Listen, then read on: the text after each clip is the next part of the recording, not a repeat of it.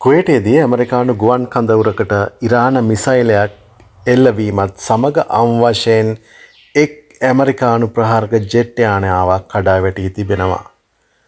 අලි අල් සේලම් කඳවුරේ සිට සැතපුම් 6ක් දුරින් එක්සත් ජනපද F-15E ස්ට්‍රයික් ඊගල් යානයක් එහි එන්ජිම ගිනි ගමනින් පහළට සර්පිලාකාරව ගමන් කරන ආකාරය වීඩියෝ දර්ශනවල දකින්න ලැබෙනවා.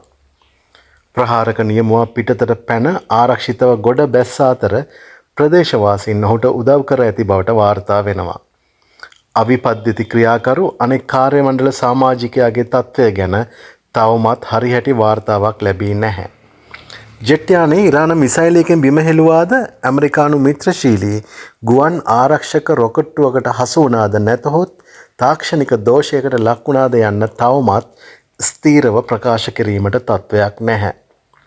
කුවේටයේ ආරක්ෂක අමාත්‍යාංශය සඳුදා කියා සිටියේ කිහිපයක් ඇමරිකානු යුද ගුවන් යානා කඩා වැටී ඇති බවත් සියලුම කාර්ය මණ්ඩල සමාජිකයන් දිවි ගලවා ගත් බවත්ය.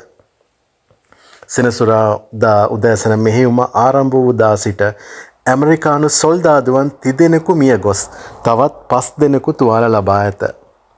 ඩොනල්ඩ් ට්‍රම්ප් ඔවුන්ගේ මරණයට පළිගැනීමට පොරොන්දු වූ නමුත් යුද්ධය අවසන් වීමට පෙර තවත් ජීවිතහානි සිදුවිය හැකි බවට අනතුරු ඇඟවීය.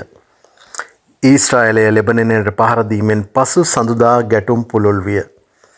ඉරානයේ උත්තරීතර නායක අල් ඛමෙයිනි ඝාතනය කිරීම සම්බන්ධයෙන් පළිගැනීමක් ලෙස හිස්බුල්ලා සංවිධානය දිගින් දිගටම ඊශ්‍රායලය වෙත ප්‍රහාර දියත් කරමින් සිටී.